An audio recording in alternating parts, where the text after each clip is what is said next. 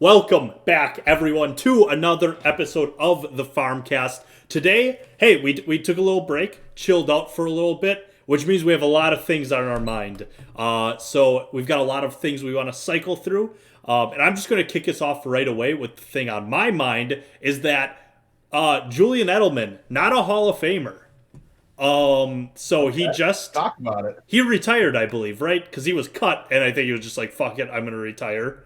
I think, yeah. So basically, like he had like his contract was quote unquote terminated because he failed a physical. So the whole thing is that like the speculation is that he's retiring. I think he made it sort of official, but let's be honest, if he comes back mid-season and just becomes a Buccaneer, like who's gonna be shocked? No kidding, I didn't even think of that. That man's assuming dead, he's retired. Let's assume. I think he is. I mean, that man's dead. He's dead as fuck. He's got to be what? He's probably like 34, and guys that like size do not age well. I mean, look at Wes Welker. Right. Oh my god. No kidding. We have a Welker bomb on the pod already. He's actually some team's wide receiver coach. I can't remember what team, but so he's shit, still that's kicking. Right. Yeah, him and his 36 concussions. Yeah, it is good for him. I was gonna say, good thing like his brain's still working pretty well. Enough to coach, I guess. I don't know if pretty well, but but basically, people have been talking. I think he did, or at least it's a it's a retirement as of now, or it's a thanking him for what he did for the Patriots. And everyone is like, oh, the first thing is like everyone just went, is he a Hall of Famer? Well, I think that's stupid, but I have little stats that I would like to share. So, if Julian Edelman is a Hall of Famer, then Jordy Nelson is. But no one ever talks that Jordy Nelson is a Hall of Famer. People say he's a Packer legend. And I'm cool with that. I think that's correct.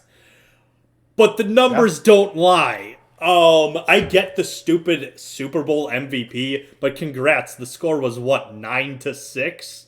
Or was it 9-3? It was ridiculous. So congrats on your Mickey Mouse Super Bowl MVP for just the sheer amount of targets that he got.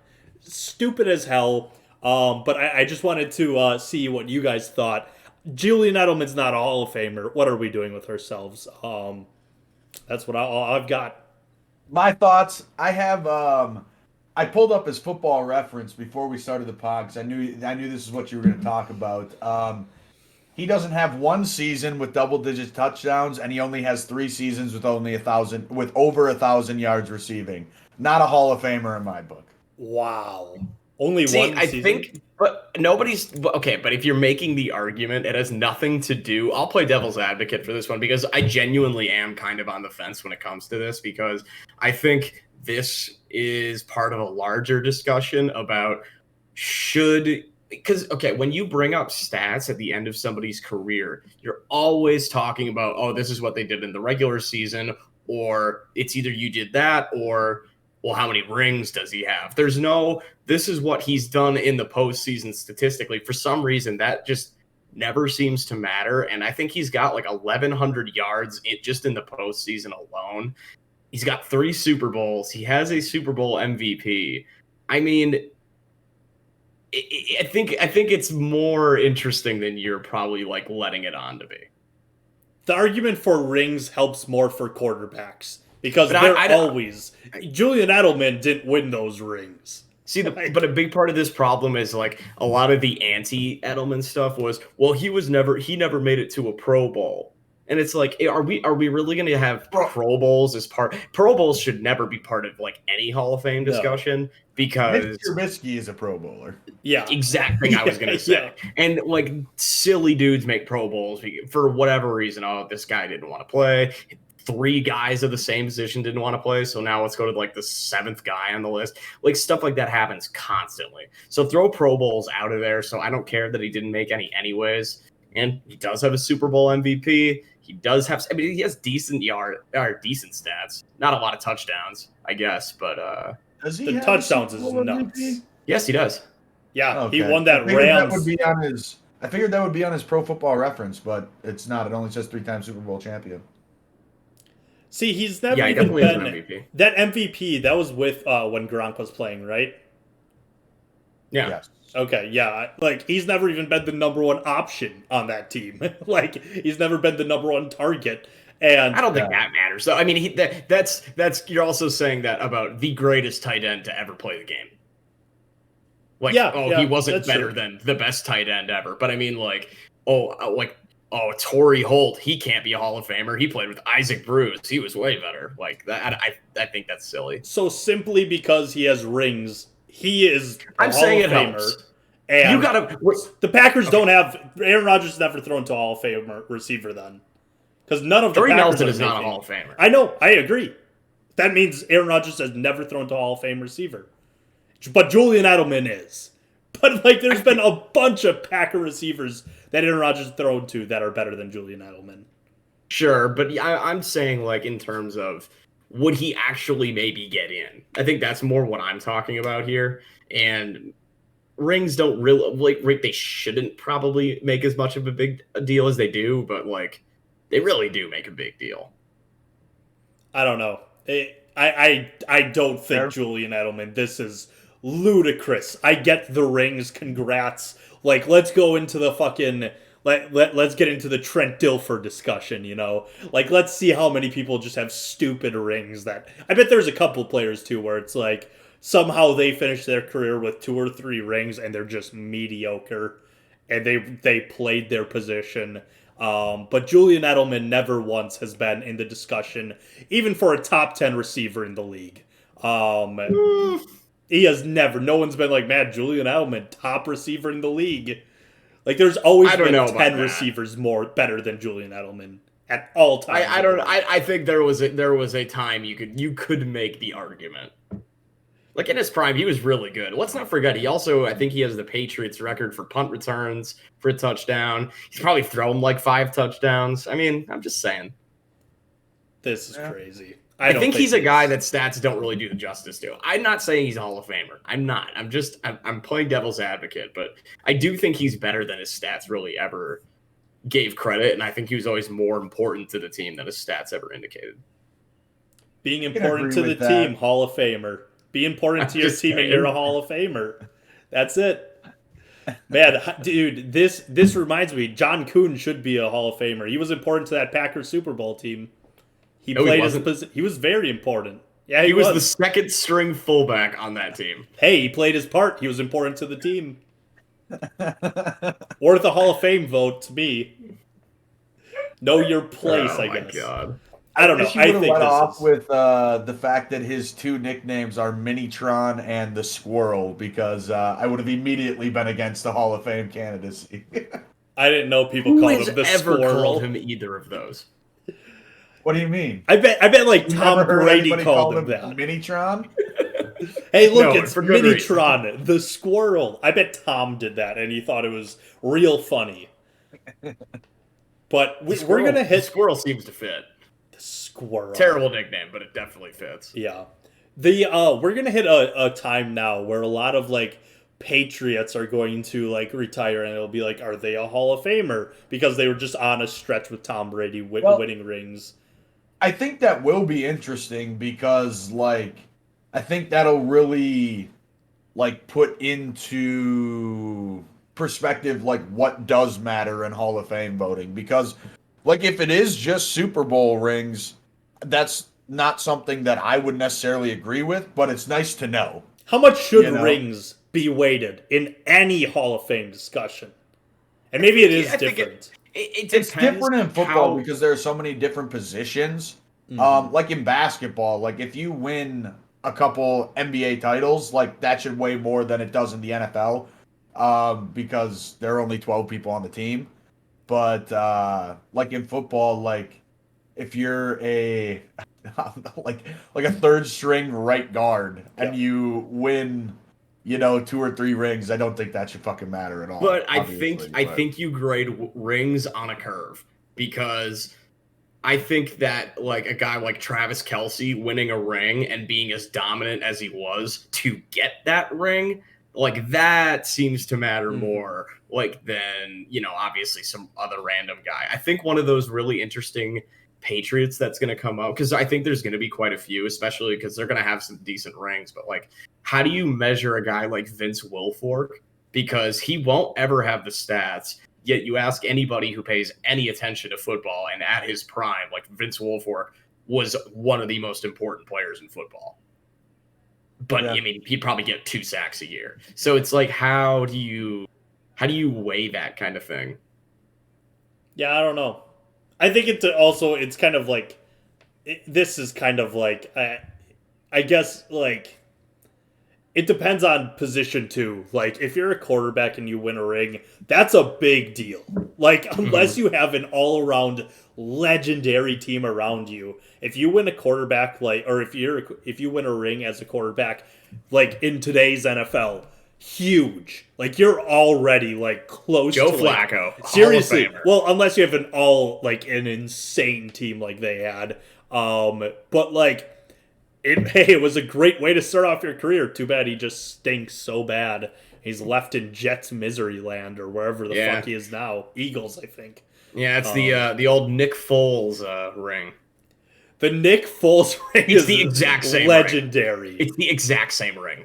But the run Nick Foles went on was way cooler being the backup going into Nick Foles was cooler, so but cool. it was the identical run to a Super Bowl. Hey, I'm not arguing. Yeah, I'm not saying Nick Foles was that, but like that run, there's a reason that man has a statue in front of their stadium. Like, that was legendary, and like, his jersey should be in the Hall of Fame. Not him, but for that run. Oh, he's definitely. I was gonna say that's probably there. Yeah, that's probably there. And, you know, maybe that's what Julian Edelman can get. He can have his Super Bowl MVP cleats, and they'll just say, hey, look at that. He was a Super Bowl MVP. Good for him. Doesn't get his face. Doesn't get a statue. Doesn't get a jacket. That's okay. We need to save that for Jordan Love. So. Oh, God. But it will be interesting with some of these players up here.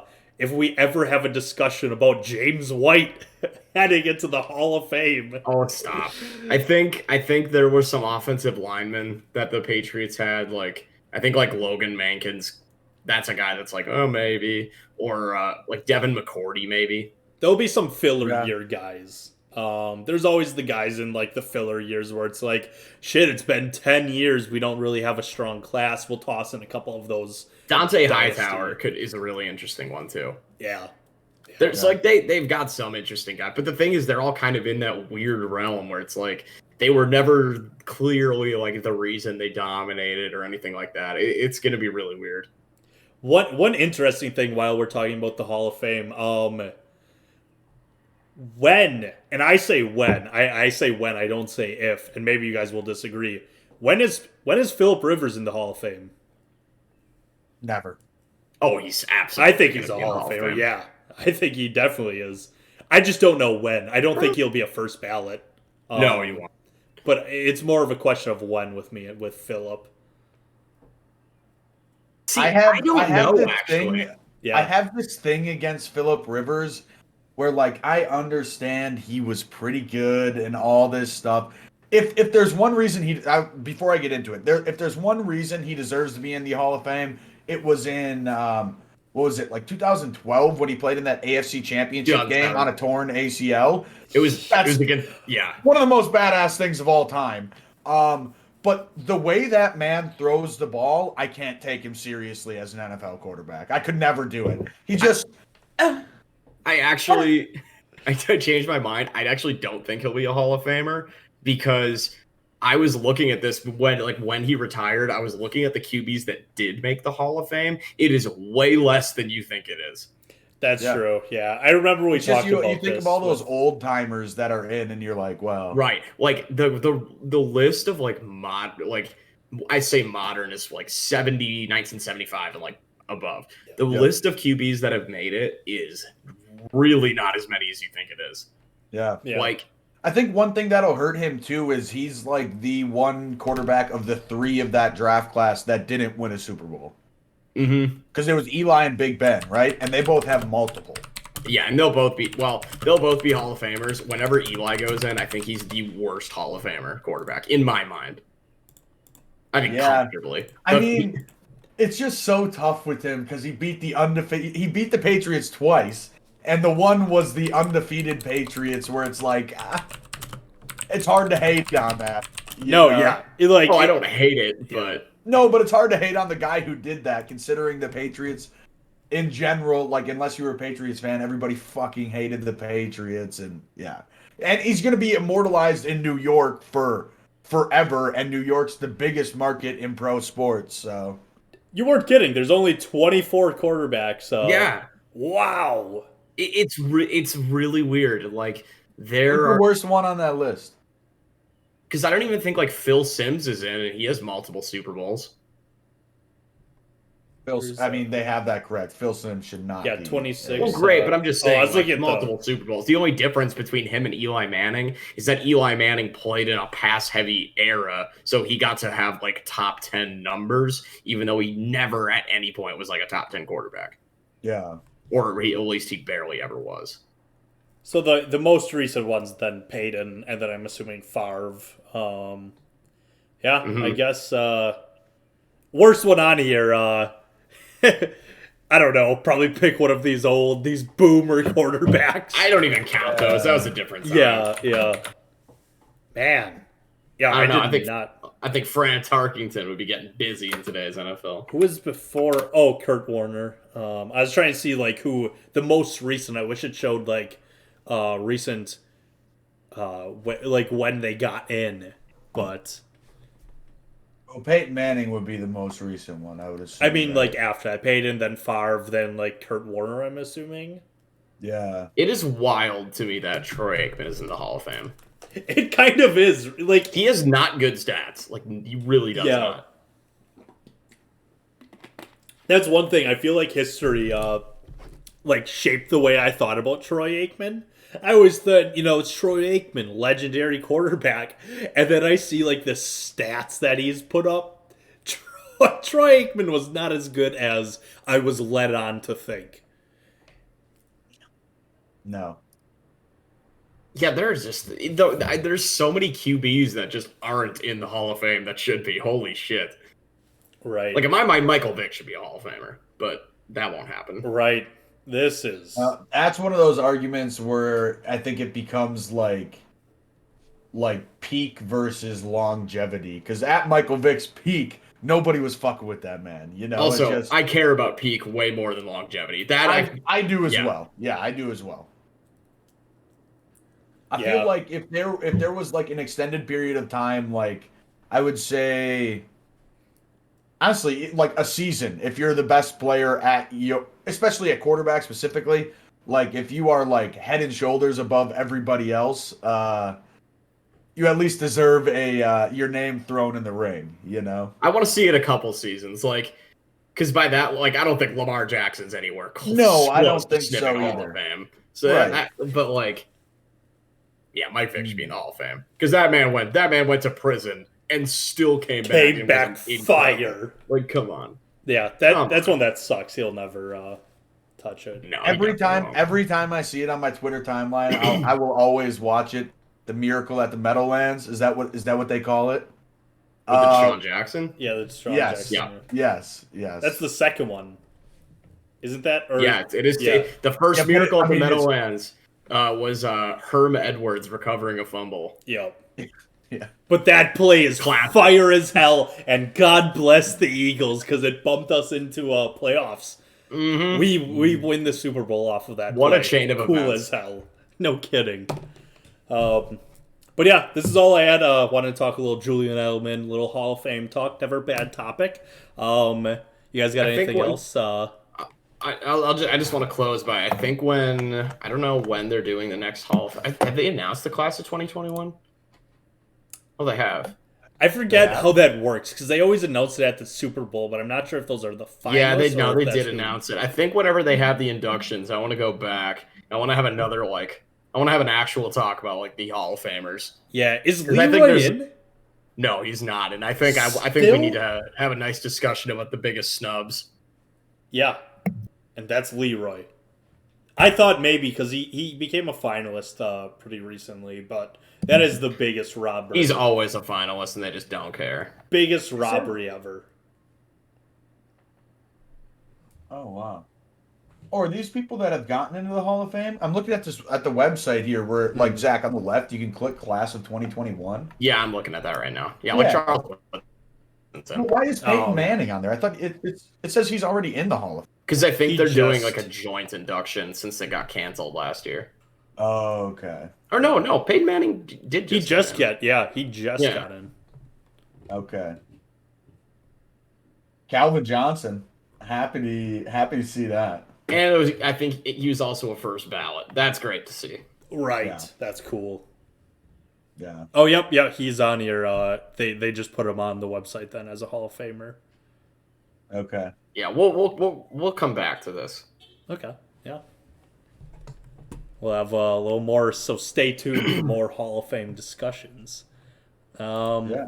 So Fender, you're a little pissed off, I hear. Yeah. My topic's Warzone. I'll get into Warzone a little bit. It's going to broaden up as we go a little. But, okay.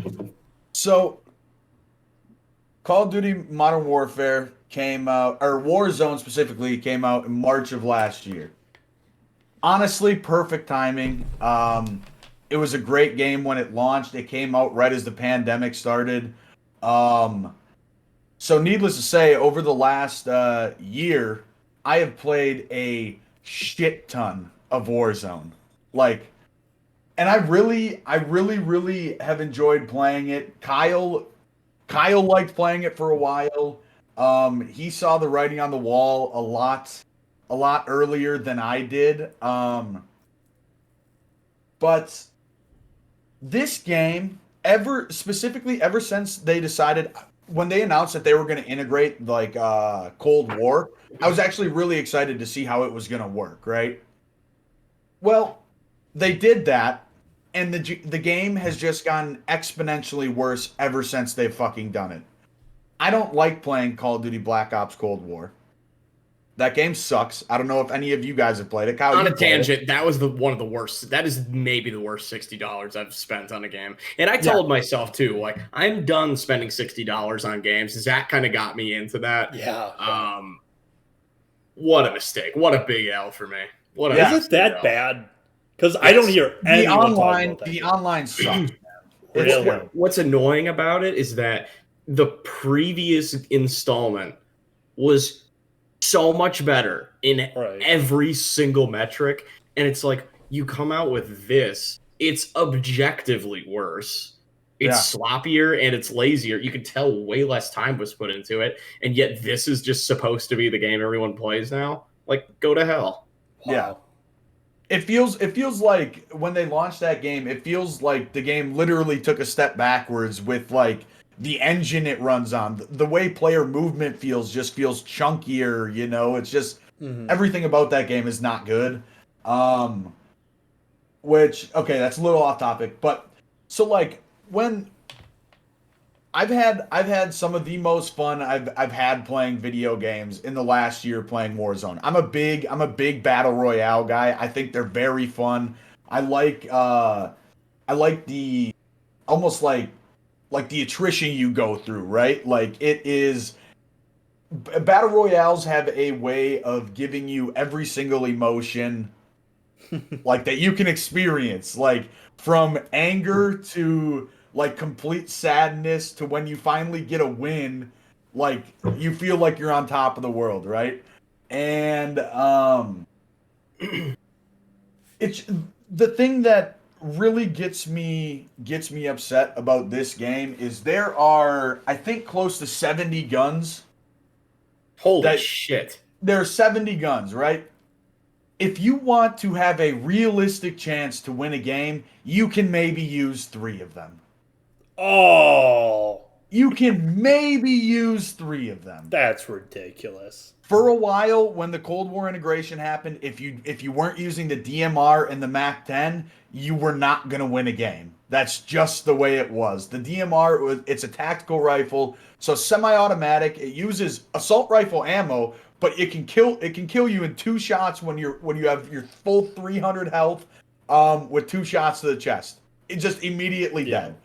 The MAC-10 could kill you in a second if you were within 15 meters. it just now it's the AUG and the FFAR.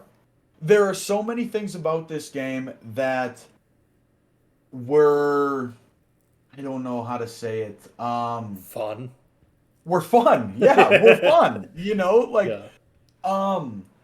But a big thing, like the biggest thing that's been the biggest issue since launch is this small indie company, Activision. Who? Yeah. Yeah. Well, actually, it says here, they actually have made over $3 billion in the last year off of Warzone. So maybe they do have enough money where they could afford to do something. Well, I mean, let's not get hasty, okay? Yeah, they have to pay It's like water the bills, Bezos argument. electric. It's servers. the Bezos argument. Yeah. I mean, well, he might be worth $100 billion, but do you know how much of that is actually tied into stock? It's not liquid. Yeah, You idiot. that's true. Have you guys ever played a game where No. Never. where it's like a competitive based game or any other game than Warzone where like it feels like if you play 5 games you're going to get killed by a cheater in at least one of them? At least one of them? That feels like going back into like Black Ops 1 on 360. I was about Yeah. to, I was about That's to say, like playing a really old game. there were certain lobbies in like Halo 3 that could get a little raunchy. Nothing was as bad as the Call of Duty Warzone lobbies, especially with the cheating. And like Fenner said, I was having a real good time with this game for quite a long time. And eventually I was out of the game for a little bit. Like, let's say I took like a month off and I was good at this game. I was pretty damn good at Warzone. Came back into it. I mean, I can't compete anymore. I am lost. Everybody is grinding so hard. They're watching the same streamers. They know the best setups, the best guns, all this stuff. And then, so that was annoying, right? Then you have all this integration, which completely threw out the very fragile balance this game had to begin with. And then you just throw on top of it, oh, it just turns out you can pay like $5 and just get like a cheap aimbot and run train. Yeah. Literally $5. Yeah. And this is a game that I understand I don't understand like what it takes to like put an anti-cheat into a game, right? But they've had it in every Call of Duty up to Modern Warfare. They've had anti-cheats in the game, and then they put out like arguably their most I don't even think it's arguable. Their most successful game ever, like their installment of it with Warzone, and they just say, "Fuck it, let the cheaters run train." Plus, Fortnite never had a cheating problem.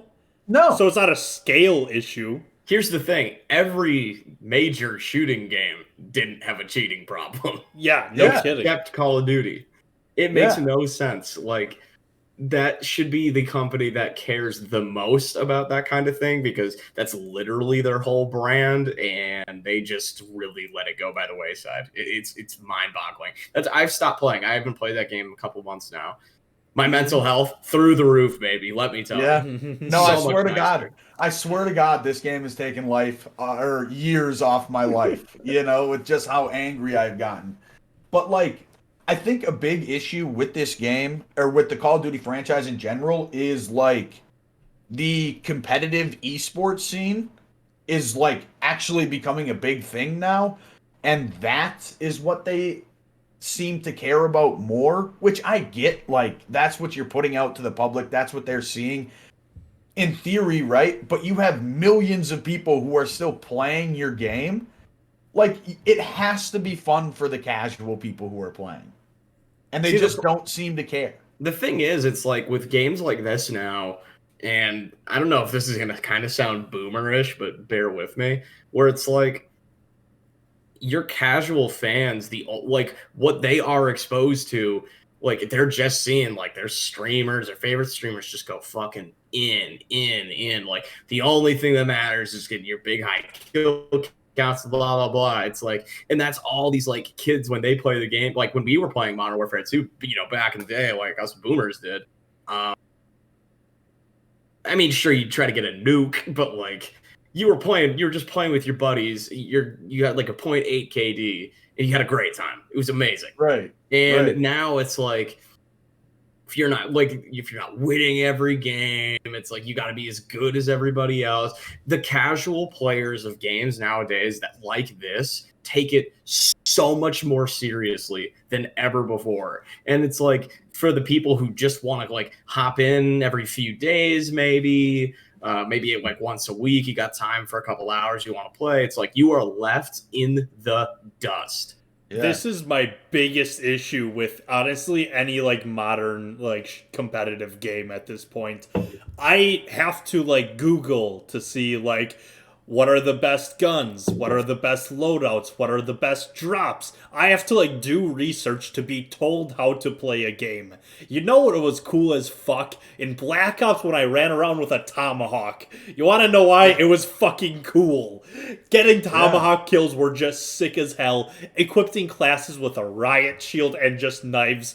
It was fun. It was cool. But in order to even just have fun and like get kills anymore, you have to like look up different ways to do it. Like you have to be told how to play the game. And it's the same with Overwatch. If you aren't playing by the current meta. You are not having fun. So it turns it into a game. It turns it into a job. It turns a game into a job. And that's why like I don't even think there's a modern multiplayer game that I can even get into anymore, because that's just so exhausting. Like fuck that. There seems to be this really obvious life cycle for games now, especially like your battle royales and everything, where it's like the game just drops and it's like this happened with Warzone, this happened with Apex Legends, this happened with Fortnite, where everybody's kind of dropped in at the same time. And you know what the best part is? Everybody sucks dick. Everybody is terrible at the game. And it is a blast because nobody knows exactly like, oh, is this technically the best thing to do? Is this going to net me the most kills? I don't know. Maybe I'm just going to try shit out and throw stuff at the wall. And then you're doing it with your buddies. And then instead of relying on, this is what this streamer says, and it's objectively the best thing to do. Instead, you're like bouncing it off with your friends. It's like, well, what do you guys do? What do I do? That kind of interaction, that's what makes these kind of games fun. It's not this kills you in 2 seconds, well, this other gun kills you in 1.7, so the other gun is useless. Yeah. Right. That's what made early Fortnite so fun, and that's why everyone's nostalgic for early Fortnite. Early Fortnite was some of the most fun I've ever had playing a video game. Like I will still never forget our first ever epic victory royale when we didn't really know how to build, so all we did was we just sat on top of this mountain and then we just kind of watched the people in this town whittle each other down, and then we're like, holy shit, we're like, the heart was beating fast because we're like, we're top three then we're just like, let's go. We went in, we got that win. Everybody in the party is just yelling as loud as you can. And then you fast forward, it's like a year and a half, and then you're just pissed off. Oh, I took third place. What a waste. Right. I remember vividly which game you're talking about. Was, oh my god. So yeah, that is like one thing. Right away, an early game, once it just drops, fun as hell. Same with Apex. Like, that was so much fun because it's like, what the fuck can we do? It's like you have all these tools. How can we use them? And that is just fun. Fun as hell. Mm-hmm. Yeah. Yep. Fenner and I used to get busy in Apex Legends. Oh, Apex. Yeah. Apex, that's probably the most fun I've ever had playing a game was early Apex. Yeah, that was a great time. Apparently it's still good. Yeah, I see. Maybe. I think there are still a lot of people who play it. I think I'm just kind of over it. Yeah. The problem is it's the same. It's a similar issue that I have with Warzone, where it's like, well, I stopped playing the game for a while, and now that I try to go back in, it's like my skill rating is still high from when I was playing it before. So the people I get matched up with just roll me, absolutely destroy me. Well, so that's one of the biggest issues, and this isn't just a me thing, but like a lot of people are sick of is like the hard skill-based matchmaking in these games like this nowadays. Like, I'm pretty good at a lot of these like first-person shooter games. Not to brag. But like I like playing with I have friends that I play with that are a lot more casual than I am that I still like to play with. But it's like when I play with them, there's like I can't play with you anymore. Yeah, and that fucking sucks because I want to play with my friends, but just because I am a little bit better or I play more, like it just makes it not. There should be times where I am the best person in the lobby, and there should be times where I am the worst person in the lobby. Let it be completely random. Like, let me fuck around and do some stupid shit and just have a good time. But now you have to sweat every single game, and it's just And the thing it's is, become a job. here's the problem with skill-based matchmaking. It can be really good, but there has to be a difference. You have to have a casual game mode, and then you have to have a competitive game mode, and you have to have rewards for playing the competitive game mode. Otherwise, I just want to play casual. That's all I want to do. Like, if I want, I should have the choice if I want to really get sweaty or if I just want to have a good time. I should have that choice. Yeah. Right. And older Call of Duties did that. There was like the COD League stuff. That was always skill-based matchmaking, and everything else, I don't know. It's random. Yeah, completely random, which I think is the best way to do it. Even like for like content-wise, I like to watch a lot of YouTube videos. Like there are some pro Call of Duty players that I watched that back in the day, like they would do these fun, like they call them pub stomping lobbies, where they would go into the casual playlist and get like 80 kills without dying, Like when I was in middle school, that was some of the most fun things to watch on YouTube. And like you can even listen to them talk about it. Like it's just like playing casual online. They say it's like playing other Call of Duty League professionals because you get a bunch of fucking sweaty kids that haven't seen the sun in 2 weeks because all they're doing is playing Call of Duty, Yeah. Touch grass. Yeah. No kidding. But yeah, I don't know. It makes me sad because I've really had a good time with Warzone. But the other thing is like I wish there was another game that had come out in the last year that I really enjoyed playing. It seems like the video game scene for somebody who's into this games that I like, pretty much just big first person shooters, and then Rocket League. There haven't been many options that have come out recently. So well, we're in that really weird state now where it's like, do you develop for the current stuff or do you like develop for the next gen stuff? And then you got, they're waiting to do that plus COVID and everything. It's like we're just in a really like awkward time. So that's why like right now I've just been going back and playing like a bunch of older games that I used to play, and it's been just kind of a fun opportunity to go do that and kind of just take a break from some video games in general too. So I don't know, but I agree with you. It's just been really lacking recently in like anything new, anything fun. Yeah. Fingers crossed for hopefully the next battlefield. Fingers crossed. What is that supposed to be dropping? I think it's this year, so trailer coming out soon. I think they'll have it at like E3. I am very excited for that. I will be getting heavy into that. They've been working on this one because like they ditched Battlefield 6 right away once it was an immediate failure. So this one, fingers crossed. Is this supposed to be modern? These games. I think it's supposed to be modern day. Yep. I think cross. I'm committing. That's going to be my next like first person shooter I get back into. I'm taking a nice hefty break on first person shooters because I'm overwhelmed. But that one I'm going to be ready for. I'm excited. Fair enough. Oh, yeah. Kylie got something for us? Yes. So this is a fun new quote unquote fun new hip millennial trend of mystery flights. So this is sort of becoming a thing it's getting a bit more popular, and it's I don't know if it's in America yet. I know it's in Australia. So the most recent airline that's starting to offer it is called Qantas, and they have announced plans to operate 3 domestic mystery flights that explore the country while international borders remain closed. So basically what this means is that you pay up front for a ticket to a destination you are not privy to. So let's assume you're in America, right? Oh, I'm in LA. I'm getting aboard my hipster millennial flight. And I just want you guys to realize this costs for business class. If you wanted to pay business class for this inclusive trip, it's $1,500. Okay. So this is not a cheap venture, right? Is that that's round trip? Yes. Okay. In theory, you could be in America taking off from LA and land in fucking Indiana. And suddenly, you're in Indianapolis for your mystery flight. No money back.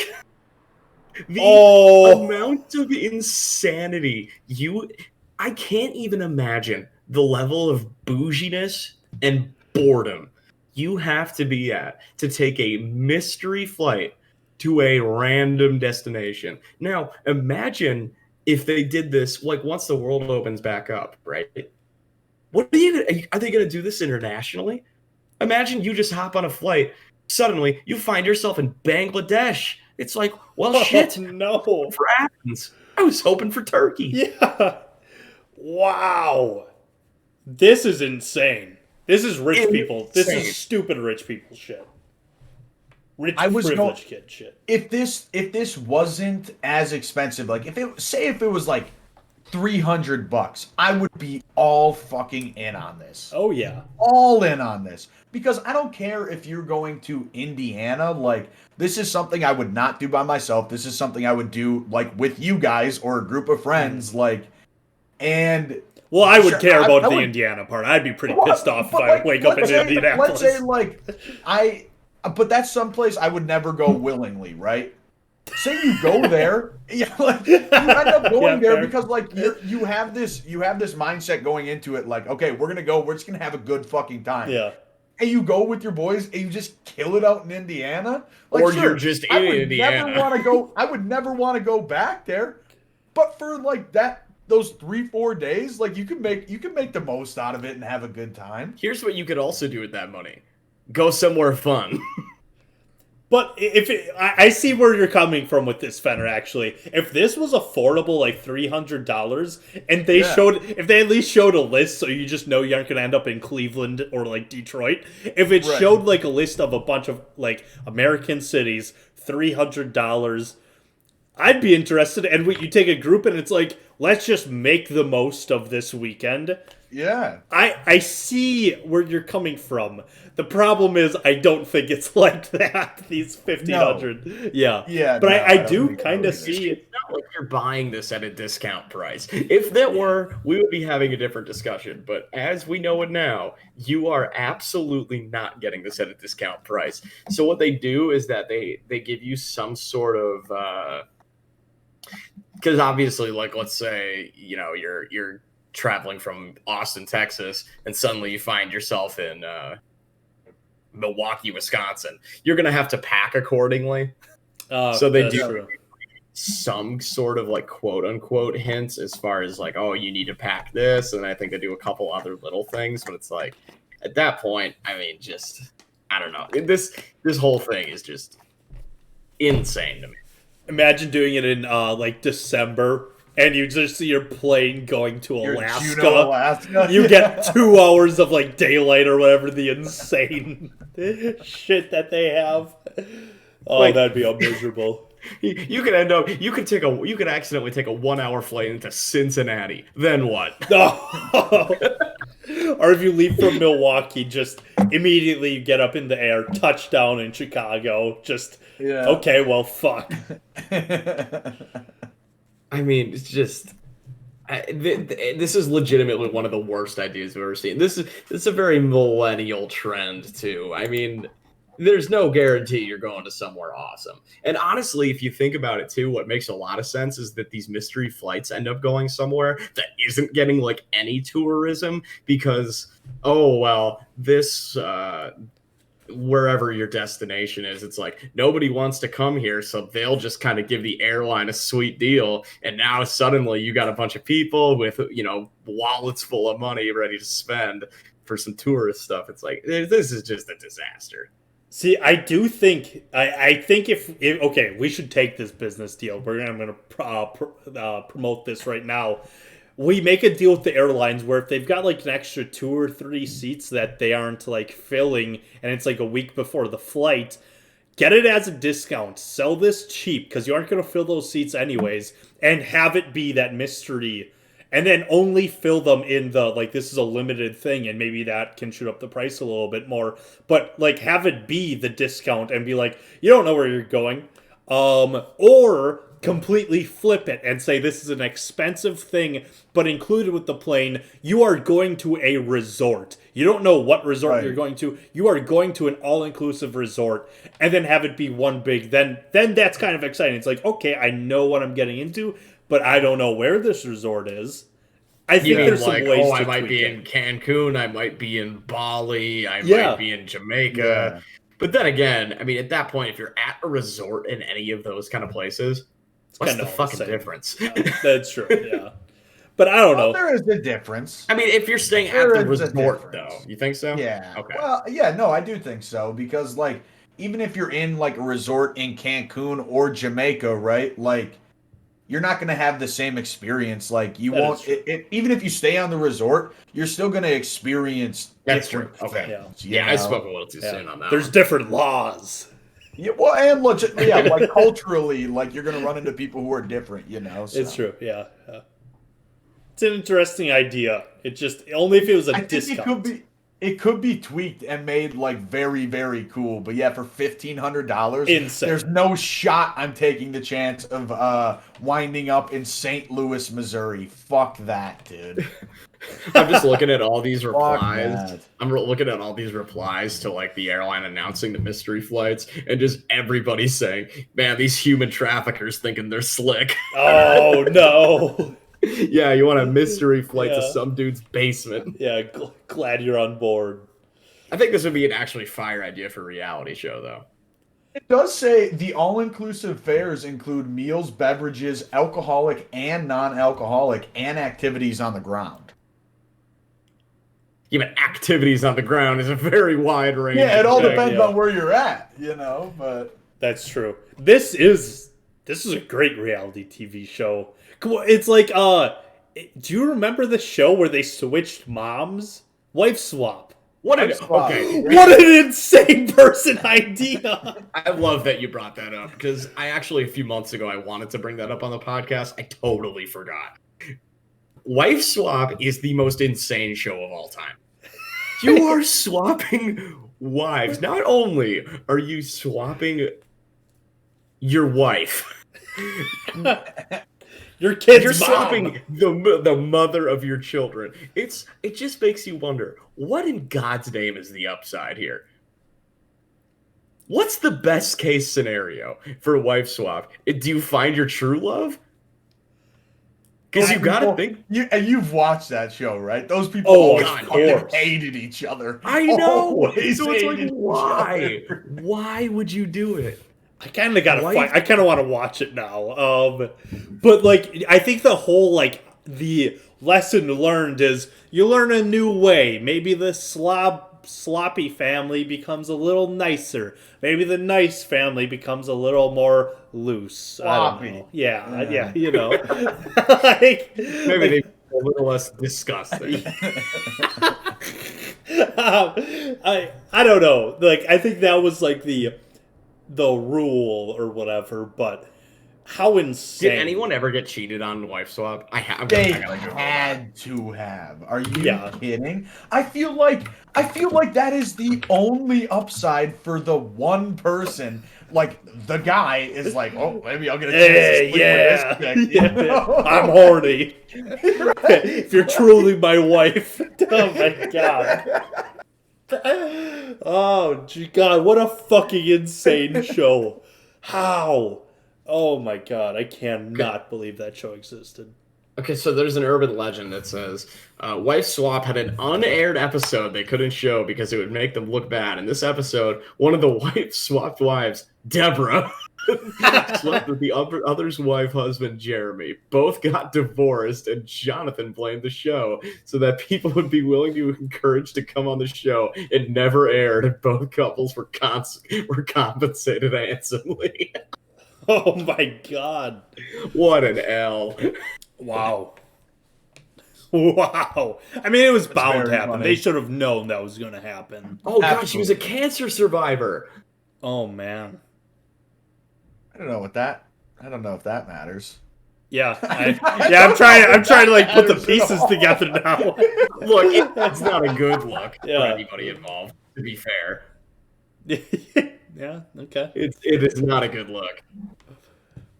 Oh my god, this is absolutely insane. Maybe we'll have to dive deeper into fucked up reality TV shows for a pod one time. Because I was watching. There's a streamer I watch. His name, it's like Platanos Saving the Bees. He's got like 100K followers on Twitter, whatever. But I was watching his stream, and they wwere breaking down because they have these wife swaps on YouTube now. There are a bunch of episodes on YouTube, and so he was live watching them on Twitch live watching them on his Twitch. And it was very, very entertaining. This is absolutely bonkers. So, I guess this was like a British couple, and they went on what I'm assuming is some like British Jerry Springer type show. And so this starts. Michelle was horrified at his insults, insisting that her Ann Summers costume used to, quote, get him going. But Barry bit back with probably the most British insult I've ever heard. You look as mutton dressed as a lamb. So big time insult from Barry.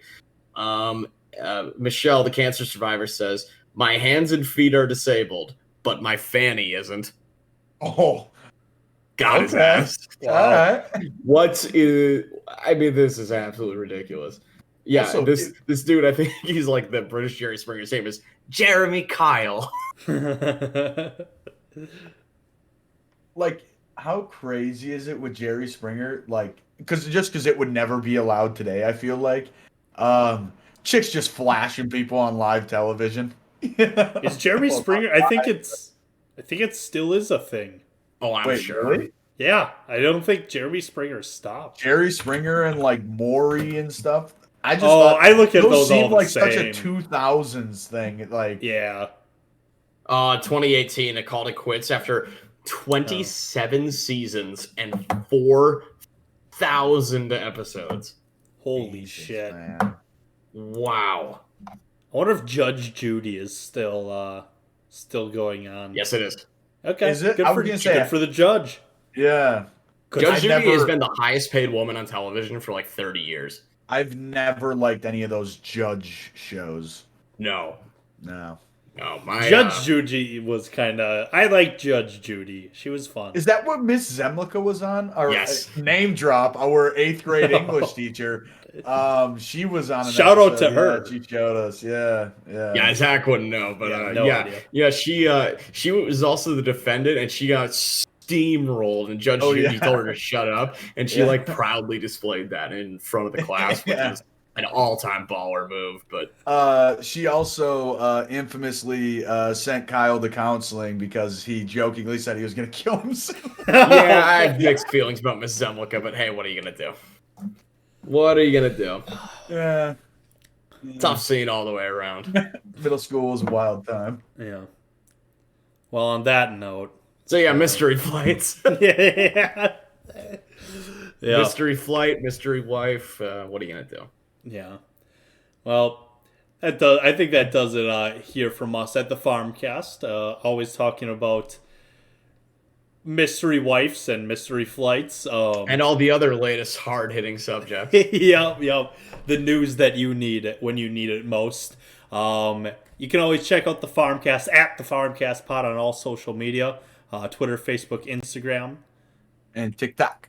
Absolutely, and shout out to Nick Merckx, friend of the pod. M-Fam, baby. M-Fam gave us a huge shout out on his stream to over 250,000 people. So thank you to Nick Merckx. We're always thinking about you at the farm. So a shout out to him. A shout out from us is just as good as a shout out from him. That's what I say. Yeah, sir. We return the favor. Yeah. We're good guys. So you're welcome, Nick. I know you're watching. And shout out to a disgruntled viewer, listener that we had. Morgan, so shout out to Taylor Swift. We missed that in our Grammy show. So yeah, I think she won a Grammy or something. So sick. Yeah, I'm not going to get into that, but you can get into the Farmcast. For introducing me to Taylor Swift. Mm-hmm. You can listen to the Farmcast on SoundCloud, Apple Podcasts, Spotify, YouTube, and check out Doc Firmer on Twitch. He's got some good stuff over there too. But yeah, that does it from us at the Farmcast, and we'll see you on the next episode. Bye.